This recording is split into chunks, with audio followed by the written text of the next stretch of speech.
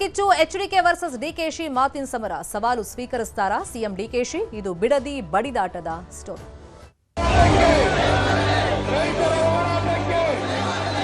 ಭೂಮಿ ಎಲ್ಲ ಪಾಳು ಬೀಳ್ತದೆ. ನನ್ನ ಮಕ್ಕಳು ಬೆಂಗಳೂರಲ್ಲಿ ಅವ್ರೆ, ಯಾರು ಮಾಡ್ತಾರೆ? ನಾವು ಕೂಲಿ ಕೊಟ್ಟು ವ್ಯವಸಾಯ ಮಾಡಕ್ ಆಗಲ್ಲ.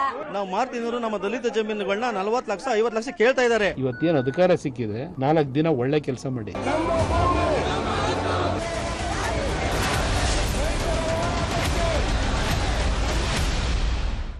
ಬಿಡದಿ ಟೌನ್ಶಿಪ್ ವಿಚಾರವಾಗಿ ಕುಮಾರಸ್ವಾಮಿ ಹಾಗೆಯೇ ಡಿಕೆ ಶಿವಕುಮಾರ್ ಮಧ್ಯದಲ್ಲಿ ಸಮರಾನೇ ನಡೀತಾ ಇದೆ. ದಾಖಲೆ ಸಮೇತ ಸರ್ಕಾರದ ವಿರುದ್ಧ ಇವತ್ತು ಕುಮಾರಸ್ವಾಮಿ ಅವರು ಕಿಡಿಕಾರಿದ್ದಾರೆ. ಆಗ ವಿರೋಧ ಮಾಡಿದ್ರಿ, ಈಗ ಯೋಜನೆ ಬೇಕು ಅಂತ ಹೇಳಿ ಹಠ ಹಿಡಿದಿದ್ದೀರಲ್ಲ, ಯಾಕೆ ಅಂತ ಹೇಳಿ ಪ್ರಮುಖವಾಗಿ ಪ್ರಶ್ನೆಯನ್ನ ಮಾಡಿದ್ದಾರೆ. ಮತ್ತೆ ಕುಮಾರಸ್ವಾಮಿ ಅವರು ಕನಸಿನ ಕೂಸು ಈ ಯೋಜನೆ ಅಂತೆಲ್ಲ ಹೇಳ್ತಾ ಇದ್ರಲ್ಲ, ನನ್ನ ಬಿಡದಿ ಟೌನ್ಶಿಪ್ ಪಿತಾಮಹ ಅಂತ ಹೇಳ್ತಾರೆ. ಅವತ್ತು 5 ಟೌನ್ಶಿಪ್ಗಳನ್ನ ಕೊಟ್ಟವು ನಾನೇ, ಒಪ್ಕೊಳ್ತೀನಿ, ಇಲ್ಲ ಅಂತಲ್ಲ. ಆಗ ಸಾಕಷ್ಟು ವಿರೋಧ ವ್ಯಕ್ತವಾಗಿತ್ತು. ನಾನು ಈ ಯೋಜನೆಯನ್ನ ಕೈಬಿಟ್ಟಿದ್ದೆ, ಮತ್ತೆ ನೀವು ಕೂಡ ಆ ಸಂದರ್ಭದಲ್ಲಿ ವಿರೋಧ ಮಾಡಿದ್ರಲ್ಲ. ಈಗ ಯೋಜನೆಯನ್ನ ಕಾರ್ಯರೂಪಕ್ಕೆ ತರ್ತಾ ಇರೋದು ಯಾಕೆ ಅಂತ ಪ್ರಶ್ನೆ ಮಾಡಿದ್ದಾರೆ. ಬಿಡದಿಯಲ್ಲಿ ಹೌಸಿಂಗ್ ಬೋರ್ಡ್ ಮಾಡಿದ್ರು, ಒಂದೇ ಒಂದು ಸೈಟ್ ಕೊಡ್ಲಿಲ್ಲ, ಮನೆ ಕೂಡ ಕಟ್ಟಲಿಲ್ಲ.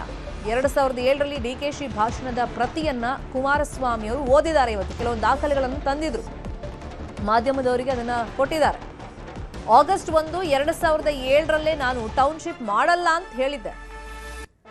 ಸಿಡಿಪಿ ಪ್ಲಾನ್ ಆಧಾರದ ಮೇಲೆ ರೆಡ್ ಝೋನ್ ಆಗಿದೆ, ರೆಡ್ ಝೋನ್ ಮಾಡಿ ಏನು ಅಪರಾಧ ಮಾಡಿದ್ದೀನಿ ನಾನು ಅಂತ ಕೇಳಿದ್ರು. ಇನ್ನು ಸಿದ್ದರಾಮಯ್ಯ ರೀಡು ಮಾಡಿ ಜೈಲಿಗೆ ಹೋದ್ರ, ರೈತರ ಭೂಮಿ ಉಳಿಸೋದಕ್ಕೆ ಡಿನೋಟಿಫಿಕೇಶನ್ ಮಾಡಿದ್ರೆ ಯಾರು ಜೈಲಿಗೆ ಕಳಿಸಲ್ಲ ಅಂತ ಹೇಳಿ ವಾಗ್ದಾಳಿಯನ್ನ ಮಾಡಿದ್ದಾರೆ.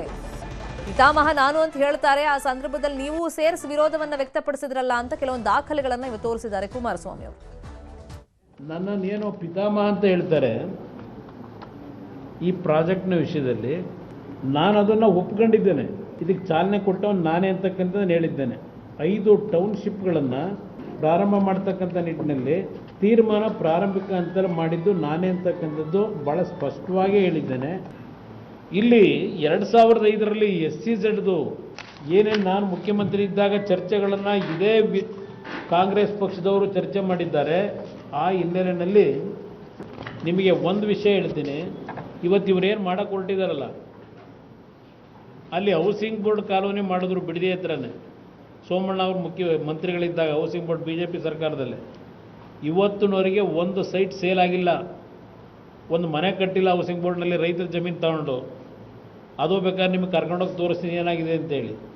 ಇದೆಲ್ಲ ಹೇಳ್ತಾ ಇರೋದು, ಅದನ್ನೇ ನಾನು ಹೇಳ್ತಾ ಇರೋದು. ಇಲ್ಲಿ ಏನು ಮಾತಾಡಿದ್ದಾರೆ ಅನ್ನೋದಕ್ಕೆ, ರಿಯಲ್ ಎಸ್ಟೇಟ್ ವ್ಯಾಪಾರಕ್ಕೆಲ್ಲ SEZ ಆಗಬೇಕಾದ್ರೆ ಹೊರಗಡೆ ಆಗಬೇಕು. ಬೆಂಗಳೂರು ಸುತ್ತಮುತ್ತ ಇರುವಂಥ, ಇದು ಹೇಳಿದೆ ಶಿವಕುಮಾರ್, ಇರುವಂಥ ಜಮೀನು ರಿಯಲ್ ಎಸ್ಟೇಟ್ ವ್ಯಾಪಾರಕ್ಕಲ್ಲ, ರಸ್ತೆ ಅಥವಾ ಏನೋ ಒಂದು ಉತ್ತಮವಂತ ಕೆಲಸಕ್ಕಿದ್ದರೆ ರೈತರು ತಲೆಬಾಗುತ್ತಾನೆ.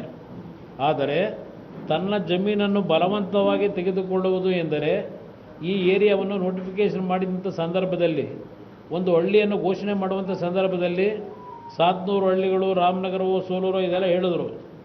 ಇದರ ಬಗ್ಗೆ ದೊಡ್ಡ ತನಿಖೆ ಆಗಬೇಕು, ನಮ್ಮ ಅಧಿಕಾರಿಗಳು ಇದಕ್ಕೆ ಮನ್ನಣೆ ಕೊಡಬಾರದು. ಇದೆಲ್ಲ ಅವ್ರ ಭಾಷಣ.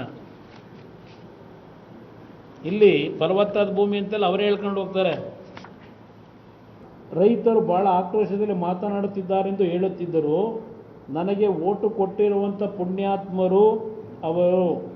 ನಾನು ಅವರನ್ನು ಒಕ್ಕಲೆಬ್ಬಿಸಿ ಅವರ ಮನಸ್ಸಿಗೆ ನೋವು ಕೊಟ್ಟು ಅಲ್ಲಿ ಟೌನ್ಶಿಪ್ ಮಾಡುವಂಥ ಅವಶ್ಯಕತೆ ಇಲ್ಲ, ಟೌನ್ಶಿಪ್ ಮಾಡ್ತಕ್ಕಂಥ ಕೆಲಸ ಇಲ್ಲ ಅಂತಕ್ಕಂಥ ಕ್ಲಿಯರಾಗಿ ಹೇಳ್ತೀನಿ.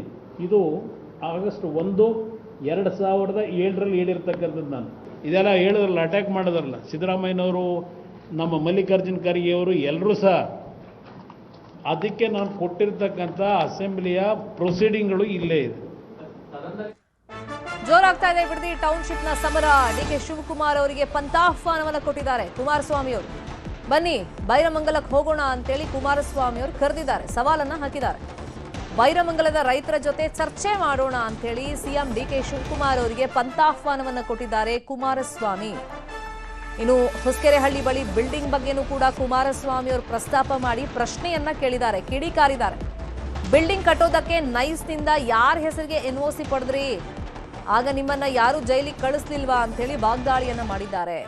ನಮ್ಮ ಮೇಲೆ ಸವಾಲನ್ನ ಮಾಡಿದಿರಿ, ಇದಕ್ಕೆ ತಕ್ಕ ಉತ್ತರವನ್ನ ಕೊಡೋ ಕಾಲ ಬರುತ್ತೆ ಅಂತ ಕುಮಾರಸ್ವಾಮಿ ವಾಗ್ದಾಳಿಯನ್ನ ಮಾಡಿದ್ದಾರೆ.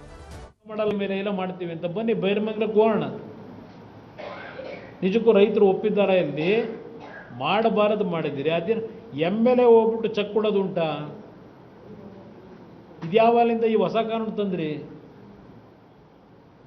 ಯಾರಾದರೂ ಭೂ ಸ್ವಾಧೀನ ಪ್ರಕ್ರಿಯೆ ಮಾಡಿಸ್ಬೇಕಾದ್ರೆ ಯಾರೋ ನಿಮ್ಮ ಲ್ಯಾಂಡ್ ಅಕ್ವಿಸೇಷನ್ ಆಫೀಸರ್ ಇರ್ತಾನಲ್ಲ, SLO, ಅವನು ಅವರ ಹೆಸರಿಗೆ RTGS ಮಾಡಬೇಕು, ಚೆಕ್ ಕೊಡೋಕ್ಕೆ ಬರಲ್ಲ, ಕಚೇರಿಯಲ್ಲಿ ಕೂತ್ಕೊಂಡು ಕೆಲಸ ಮಾಡಲ್ಲ. ಈ ಒಂದು ಪ್ರಾಜೆಕ್ಟಿಗೆ ಸಂಬಂಧಪಟ್ಟ ಹಾಗೆ ಅಲ್ಲೆಲ್ಲೋ ನಾಗರಬಾವಿ ಹತ್ರ ಒಂದು ಬಾಡಿಗೆ ಮನೆ ತಗೊಂಡು ಅಲ್ಲಿ ಕೆಲವು ಪುಡಾರಿಗಳನ್ನ ಇಟ್ಕೊಂಡು, ಮಾಫಿಯಾಗಳನ್ನ ಇಟ್ಕೊಂಡು ಅಲ್ಲಿ ವ್ಯವಹಾರ ನಡೆಸ್ಕೊಂಡು ಕೂತಿದ್ದೀರಿ. DC ಕಚೇರಿಯಲ್ಲಿ ಮಾಡ್ತಾ ಇಲ್ಲ. ಎಷ್ಟು ಜನ ಜೈಲಿಗೆ ಹೋಗಕ್ಕೆ ತಯಾರಾಗಬೇಕು, ತಯಾರಾಗಿ ಗೊತ್ತಿದೆ ನನಗೆ. ಜೋರಾಗ್ತಾ ಇದೆ ಬಿಡದಿ ಟೌನ್